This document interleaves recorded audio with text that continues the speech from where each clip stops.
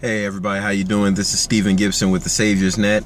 I apologize for my uniform. I had to take the patches off because I don't want this video to be associated with my work organization. This is something that I'm doing on my behalf, or actually for my organization, the Saviors Net. So anyway, I just got done watching this fight video on Facebook. Not seeking these videos out or anything. This was something that someone posted on their timeline, and their comments were pretty disparaging. So I wanted to see what they were talking about in the actual video.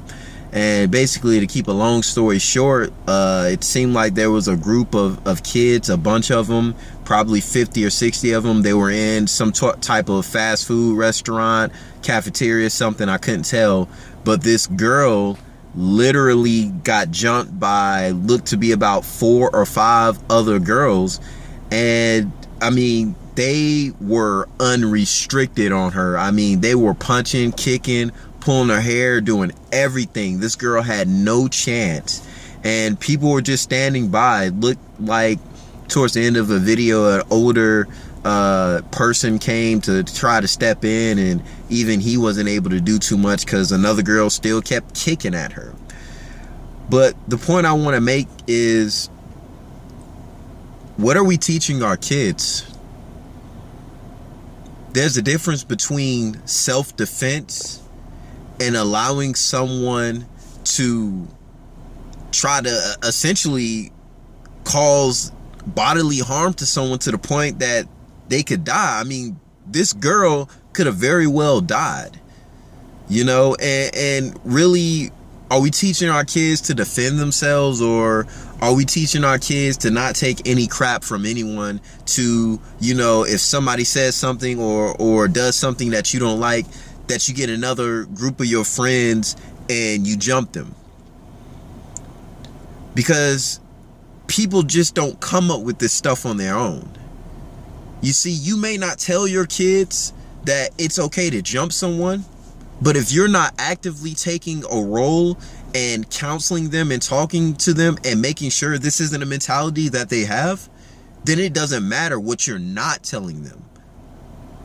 Or to rephrase that, it doesn't matter what you are telling them, because what you are not telling them, what you are not talking to them about, makes such a difference. It can make a big difference. Where is this mentality coming from in our youth? The only question I have to pose for you is this. When you're raising your kid, because nobody's telling you how to raise your kid, but when you're teaching your kid these things and you're telling them how they should or shouldn't defend themselves, or how they should or shouldn't take nothing from anyone, I want you to think about it. You might be big and bad because you're in your 20s and 30s now, but when you get in your 40s, you're going to have to deal with someone else's kid that they raised not to take any crap, that they raised not to let somebody do this, and if they don't like it, they can handle it any way that they want. You got to deal with that because you still got to live in this life, this society that you're raising your kid to be in. Matter of fact, your kids got to deal with it too. So when you're 40 and that 20-year-old who's been taught not to take nothing to no one comes up to you with a group of his friends because you might have said something or looked at him the wrong way, what you gonna do about it? Because the same way you're doing your kids, the rate you're raising them, you best believe someone else is doing the same thing.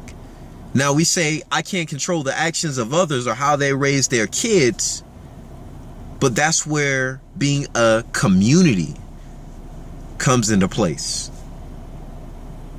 Where they say it takes a village to raise a child.